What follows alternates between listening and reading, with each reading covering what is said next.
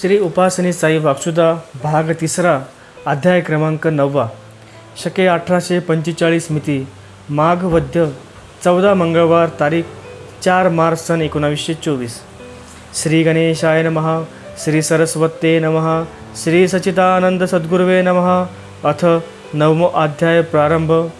प्रारब्धक्षयासाठी ठरलेल्या योन्या. आज शिवरात्रीचे पारणे आहे.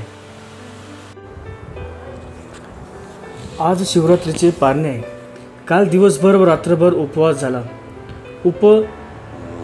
जवळ वास राहणे. उपवास म्हणजे साक्षात शंकर जे आहेत त्यांच्याजवळ जाऊन बसण्याची कृती आहे. ज्यापेक्षा कृती झाली त्यापेक्षा त्या कृतीचे करणीचे फळ मिळाल्याशिवाय राहत नाही असा सिद्धांत आहे. जन्म झाल्यापासून मरेपर्यंत ज्या बऱ्या वाईट क्रिया स्वातंत्र्याचा उपयोग करून केल्या जातात त्याचे प्रारब्ध बनून त्याचे फळ भोगणे मनुष्याला भाग पडते. मनुष्याशिवाय इतर पशुपक्ष्यादिक प्राण्याकडून प्रारब्ध बनले जात नाही. मनुष्य जन्मात ज्या मनुष्याची दृष्टकर्मे करून प्रारब्ध त्याच्याकडून कर्मे झाल्यामुळे तशा प्रारब्धक्षयासाठी त्याला पशुपक्ष्यादिक योनीत जन्म घ्यावा लागतो आणि त्या पशुपक्ष्यादिकांच्या शरीराने दुःख भोगून मनुष्य जन्मात केलेल्या दृष्ट प्रारब्धाचा क्षय करून घेतो. स्वाभाविक रीतीने ईश्वरी संकेताने पशुपक्ष्यादिक जन्मास आलेल्या प्राण्यास प्रारब्ध नाही, म्हणून पशुपक्ष्यादिक प्राण्यांच्याद्वारे नवीन प्रारब्ध बनत नाही. तसेच नवीन प्रारब्ध न बनविण्याच्या स्थितीचे मनुष्य योनीतही ब्राह्मण, शुद्ध, अतिशूद्र आणि स्त्री जाती असे 4 आहेत. परंतु हे 4ही जण जर आपापल्या धर्मात राहतील म्हणजे इतर प्रारब्धवान जे कोणी मनुष्य असतात ते आपल्या प्रारब्ध कर्माला अनुसरून त्या 4पैकी कोणत्याही शरीरात जन्म घेऊन त्यांच्या शरीराच्या धर्माप्रमाणे वागत राहतील तर त्यांच्या शरीराच्या योगे सर्व पूर्व प्रारब्धाचा क्षय होऊन ते मुक्तपद मिळून अखंड सुखात जातील असा निश्चय समजावा. कारण ही 4ही शरीरे नवीन कर्म प्रारब्ध वाढवण्याकरता नाहीत, तर या 4ही शरीराशिवाय इतर राजे, रजवाडे, व्यापारी वगैरे जे प्रारब्धवान आहेत त्यांना आपल्या कर्म प्रारब्धाचा क्षय करून घेण्याकरता आहेत. या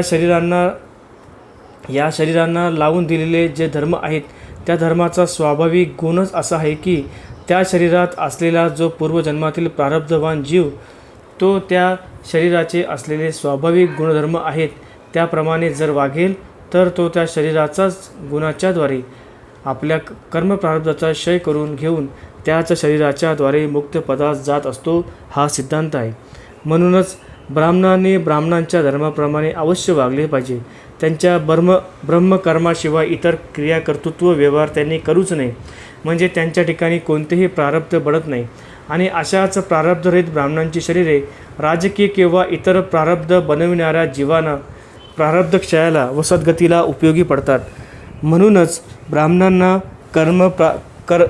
ब्रह्मकर्माशिवाय इतर प्रारब्ध वाढवणारे क्रिया, कर्तृत्व, व्यवहार करण्याचा शास्त्रात निषेध आहे.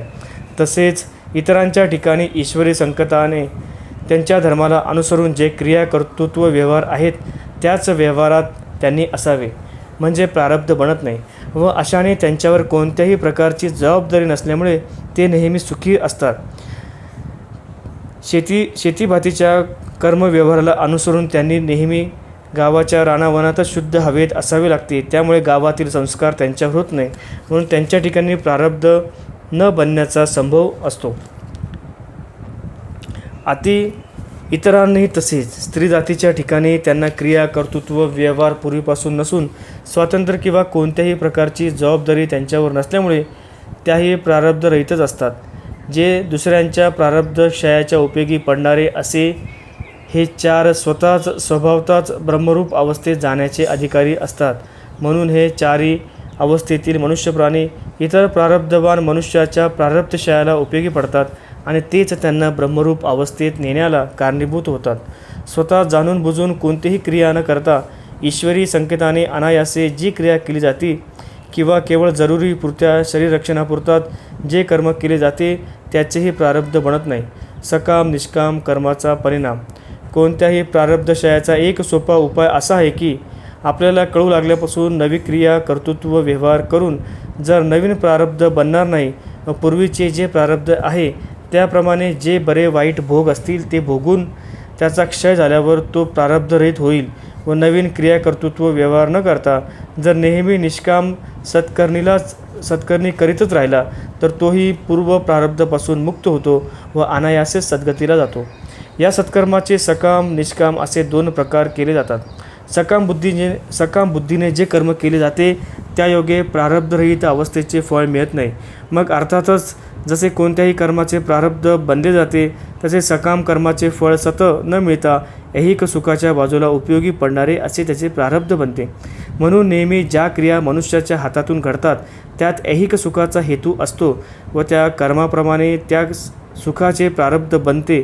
ज्यापेक्षा सुखाचे प्रारब्ध बनले व सुख स्वतंत्र राहू शकत नाही त्या सुखाच्या प्राप्तीसाठी दुःखाची प्राप्ती होते. त्यापेक्षा त्या दुःखासाठी निरनिराळे कर्म जर केले नाही तर सकाम कर्म जे आहे तेच त्या दुःखाच्या प्रारब्धाचे कारण होते. ऐहिक सुखासाठी जे कर्म केले जातात ते सकाम कर्म. ते कर्म झाल्यावर ज्या सुखासाठी जितक्या प्रमाणात ते सकाम कर्म केले असेल त्या कर्माची पूर्तता होऊन सुखाची प्राप्ती मिळून त्याचा अनुभव होऊन जातो. ते प्रमाणातलेच सुख असल्यामुळे तितक्या प्रमाणाचे ते सुख भोगले म्हणजे सुखाची बाजू संपते आणि सकाम करणे सुखांती दुःख देण्याला कारणीभूत असल्यामुळे तिचे सुख देण्याचे काम जरी झाले तरी सुख देण्याच्या कामगिरी करता ती जितीच राहते. कोणतीही सकाम करणी येथून तेथून नेहमी दुःखालाच कारणीभूत असते. तुम्हाला कोणत्याही प्रकारे जर दुःख भोगण्याची पाळी येत असेल तर दुःखासाठी तुम्ही कोणतीही करणी केलेली नसून सुखासाठीच जी तुम्ही सकाम करणी केली ती असते. त्यात सकाम करणीच्या योग्य दुःख भोगायची पाळी येत असते.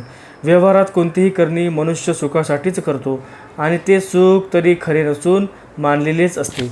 जितके मानलेले असते आणि त्यापुरता जितक्या प्रमाणाची करणी केली असेल तितक्या प्रमाणाचा सुखाचा अनुभव येईल, परंतु ती करणी दुःखाची असते. जितक्या प्रमाणाने तुम्ही सुख मानले असेल तितके सुख देऊन सुख देण्याच्या कामगिरीतून ती मोकळी होते आणि दुःख देण्याकरता ती नेहमी जिती असते. सुख भोगून ते नष्ट झाले म्हणजे करणी म्हणते की माझी उत्पत्ती तू केलीस, ज्यासाठी मला उत्पन्न केलेस ते सुख थोडे बहुत भोगलेस. आता सुखाचा कार्यभाग माझ्यापासून होणार नाही, परंतु मी तशीच आहे.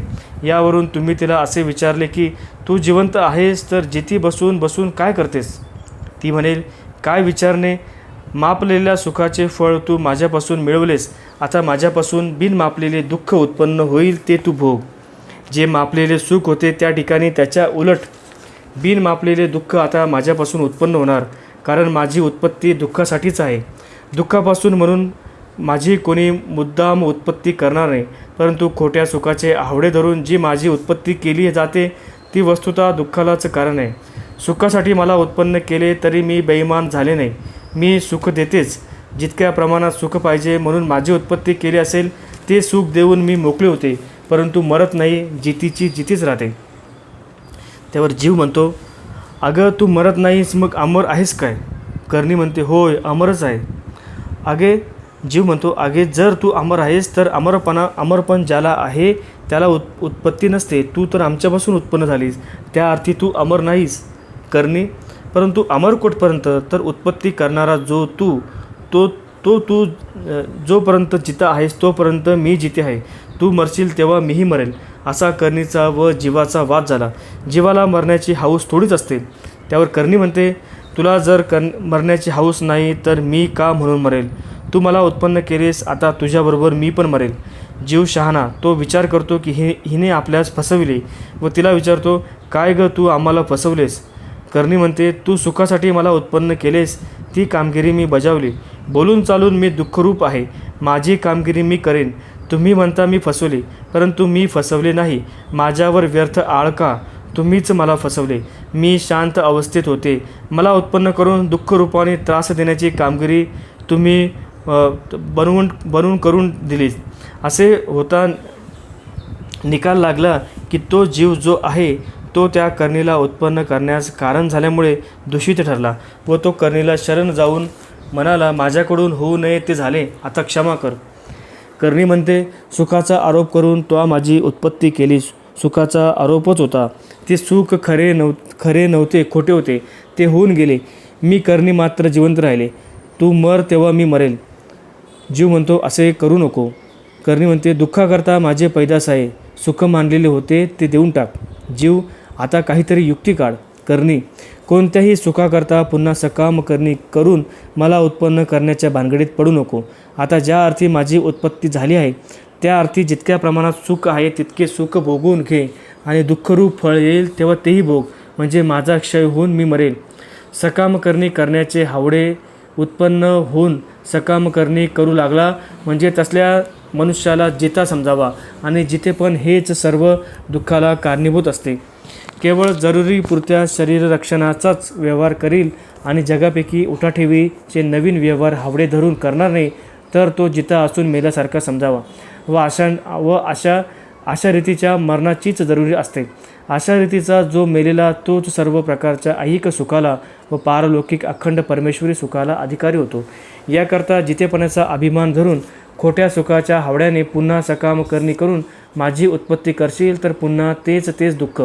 यावरून काय समजावे की केलेल्या सकाम करणीलाच जीवदशा येते. तर कोणतीही क्रिया चैतन्याच्या आधारे केली जाते म्हणून चैतन्यही त्या क्रियेत आहे व जड वस्तूच्या आकाराच्या साह्याने ती केली जाते म्हणून त्या करणीला साकार अवस्थाही प्राप्त होते. याकरताच चैतन्य व साकार जडदेह या दोन्हींच्या साह्याने ती क्रिया होतच असते. म्हणून त्या क्रियेत दोन्हींचाही समावेश होऊन चैतन्य रूपाने ज्या उद्देशाने ती क्रिया केली जाते तो उद्देशी त्याच्यात येतो व अमक्यासाठी ती क्रिया केली म्हणजे तो हेतू असे तिन्ही त्या क्रियेत सामील होतात. आणि क्रिया जी चौथी त्या जड देहाच्या योगे क्रिया केली गेली असल्यामुळे या चतुष्टांसह त्या चैतन्याचा आकार येतो. त्या चतुष्टात जो हेतू मिसळला आहे तो हेतू जसा अवस्थेचा, ज्या रीतीचा, ज्या प्रमाणाचा, ज्या घटनेचा असेल त्या हेतूच्या पद्धतीने आकार येईल. मनुष्याचाच आकार येईल याचा नियम नाही, कारण तो हेतूही चैतन्य रूपानेच येथे गेलेला असतो. हेतूमुळे ही आकाराची भानगड होऊन या हेतूमुळेच त्या चैतन्याला सूक्ष्मदशा आली. चैतन्य हेतू देह क्रिया व चतुष्टायाच्याच साह्याने साधनाच्या आधारे जे केले जाते व त्या योगे जी प्रथम सूक्ष्म अदृष्ट घटना होते ते क्रियमान व त्या क्रियमानाच्याच योगे जे अदृष्ट साचले ते संचित आणि ते साठलेले संचित भोगण्यालायक परिपक्व स्थितीत आले म्हणजे त्याचेच नाव प्रारब्ध. त्या प्रारब्ध रूपाने स्वतंत्र एक सूक्ष्म जीव होतो. तो जीव आपले प्रारब्ध भोगण्यासाठी सूक्ष्म अवस्थेपासून स्थूल शरीरापर्यंत आकार घेतो. त्या शरीराच्या आधारे आपण जीव वास करतो. मग जवळजवळ असे म्हटले तरी चालेल की आपण जे जीवरूपाने व देहरूपाने आहोत ते एक प्रारब्धाची घटना आहे. आपण म्हणजे करणी करणारा मनुष्य ज्यांनी घेतला तो, असे जे आपण तेच जवळजवळ प्रारब्ध रूपाने आपणच आहोत व आपण म्हणजेच प्रारब्ध. त्या प्रारब्धाचा भोग भोगणाराही आपणच म्हणजे ती करणीच. यावरून काय झाले तर करणी जी आहे तीच परंपरेने प्रारब्ध रूपाने येऊन तिलाच जीव फुटतो. तीच करणी भोग भोगण्याच्या योग्यतेची झाली म्हणजे तिला प्रारब्ध म्हणतात. करणी करणारा अभिमानी प्रारब्ध रूपाने आहे. करणी करणारा जीवच प्रारब्ध बनला व सुखदुःख रूपाने त्या प्रारब्धाचा उपभोग त्याचा तोच घेतो म्हणजे आपणच प्रारब्ध व प्रारब्ध तेच आपण म्हणजे सुखदुःख रूपाने तरी आपणच. जोपर्यंत फालतू विषयाचे हावडे आहे तोपर्यंत जितेपण व अभिमान, जोपर्यंत अभिमान आहे तोपर्यंत सुखदुःखाच्या रूपाने आपणच असतो. अभिमान सुटणे म्हणजे सर्व दुःख रूपाने आपण मोकळे होणे. आता अभिमान कसा सुटला जातो तर दुःख रूपाने असलेला प्रारब्ध जसे आपल्याला दुःख देत जाईल तसे आपण सहनच करीत गेलो म्हणजे सहन करता करता ती करणी व ते प्रारब्ध मरून जाते. म्हणजे दुःखरूप अवस्थेत व सर्व प्रकारच्या अभिमानातून आपण सुटतो. हाच अभिमान सुटण्याचा व कर्म प्रारब्धाचा उपाय आहे. सहन करणे ही तरी करणीच की नाही असे म्हणाल तर ती जी करणी आहे ती प्रारब्ध बनविण्यास कारण होत नाही. सहन करणे ही जी करणी तिचे फळ सहन अवस्था वाढवण्याचे येईल. सहन करणे ही करणी जर पत्करली तर ती करणी पुरी झाली म्हणजे तिचे प्रारब्ध सहन करण्याकरताच बनेल. म्हणजे प्रथम त्रासाने सहन केले जात होते त्या योगे होणारे प्रारब्ध किंवा त्या करणीचे फळ त्रास न होता सहन केले जाईल. पुढे असे सहन करण्याची करणी वाढत जाईल व तीच करणी भयंकर असे दुःख स्वभावतःच सहन करण्याचे सामर्थ्य देईल. मग आपण स्वतः सहनरूप झाल्यावर काय सहन करायचे, त्याच्यावर दुःख तर येणारच नाही. जो दुःख सोसायला तयार होत नाही त्याच्याच मागे दुःख संकटी येतात. सहन करीतच राहिले म्हणजे पुढे कोणत्याही प्रकारचे प्रारब्ध नव्हता, केवळ सहनरूपच अवस्था येऊन बसते. सहबरोबर नाही, सहवासाला काहीच नसणे म्हणजे सहन. असा सच्चिदानंद परमेश्वर परमानंद परमेश्वर असतो व हीच योग्यता त्या सहनरूपी झालेली मनुष्याची होते. करण्याच्या प्रारब्धाच्या तावडीत सापडून आपण खोटे बोललो, त्यातून कसे सुटावे व खरे होऊन बसावे याकरताच हे बोलले गेले. प्रसंगाने पुढेही बोलले जाईल. परंतु जे बोलले जाते त्याचा विचार हृदयात आणून त्याप्रमाणे वागत जा, नाहीतर मग भाराभर वाचले ग्रंथ परी न कळे त्याचा अर्थ, न सुचे आत्मखुनेचा पंत, उपजे जंत पुन्हा पुन्हा. असे करू नका. शेकडो ग्रंथ वाचतात, परंतु त्याचा अर्थ त्याचे वर्म काही कळत नाही, म्हणून आपल्या आत्मज्ञानाच्या प्राप्तीची खूणही लक्षात येत नाही. मग पुन्हा पुन्हा जसे जंतू उत्पन्न होतात तसे तसे पुन्हा पुन्हा जन्म घेतच राहतात. असे करू नका. ऐकल्याप्रमाणे सत्कर्मी कशाला म्हणतात, तर ज्या करणेच्या योगे आपण दुःखात पडतो त्या करण्यांचा नाश करणारी जी करणे तिचे नाव सत्कर्णे. बाधक ज्या करण्या आहेत त्यांचा नाश करण्याकरता जी सत्कर्णी केली जाते ती बाधक करणी नाहीशी झाल्यावर राहिली तरी काय, न राहिली तरी काय, ती पुन्हा बाधक होत नाही. जसे तेलाचा डाग निघून जाण्याला चुना लावण्याची करणी केली जाते, म्हणजे त्या डागाला खालून वरून चुना लावला म्हणजे तेलाचा डाग नाहीसा होतो, पण चुन्याचा डाग काढण्यासाठी काही निराळी करणी पुन्हा करावी लागत नाही. तो चुना लागलेला असला तरी बाधक होत नाही व निघून गेला तरी त्याची गरज पडत नाही. तशीच सत्कर्णीच्या योगे दृष्टकर्णीचा नाश झाल्यावरती सत्कर्णी गेली तरी नुकसान नाही आणि राहिली तरी हरकत नाही. आणि विशेष निष्काम रीतीची सत्कर्णी जर पुष्कळ केली गेली तर त्या योगे ऐहिक सुखाची प्राप्ती होऊन शिवाय परमेश्वर पदाची प्राप्ती होतच असते. परमेश्वरासंबंधी ज्या निष्काम क्रिया केल्या जातात तीच सत्कर्मे. करशी जरी करणी तरीच मिळेल तरणी, मग भेटेल रमणी अक्षय पर्वणी सुखाची. जर परमेश्वरासंबंधी विशेष सत्कर्णी केली जाईल तर मिळेल तरणी, म्हणजे या भवसमुद्रातून तरुण जाण्याला तरणी मिळेल, म्हणजे नाव मिळेल. या भवाला अंधकार जर समजले तर त्याला तरणी म्हणजे अंधकार दूर करण्याला ज्ञानरूप सूर्याची प्राप्ती होईल. शिवाय परमेश्वराचीही प्राप्ती होतच असते. जे कोणी सत्पुरुष भक्तिभावाने या पवित्र अध्यायाचे नित्य पठण श्रवण करतील त्यांचे दृष्ट प्रारब्ध जाऊन चांगले प्रारब्धरहित होऊन परमेश्वर प्राप्तीला अधिकारी होतील. आपल्या परिवाराचे व शेकडो जणांच्या प्रारब्धाचा नाश करण्याचे व त्यांना पावन करण्याचे सामर्थ्य येईल. कोणत्याही केलेल्या सत्कर्माचे फळ मिळून ते कर्म बाधक होणार नाही व ऐहिक सर्व इष्ट हेतू पूर्ण होऊन आपल्या परिवारासह ईश्वरपदाला अधिकारी होतील. या अध्यायाप्रमाणे वागण्याची हळूहळू मनात सवय लावावी. ओम तत्सत इति. श्री सच्चिदानंद सद्गुरु उपासने प्रणिताया वाक्सुधाया प्रारब्धक्षय सकाम निष्काम कर्म इत्यादी विषय विवरण नाम 9 अध्याय समाप्त. ओम तत्सत. ब्रह्मार्पणमस्तु. शुभम भवतु. जय सद्गुरू.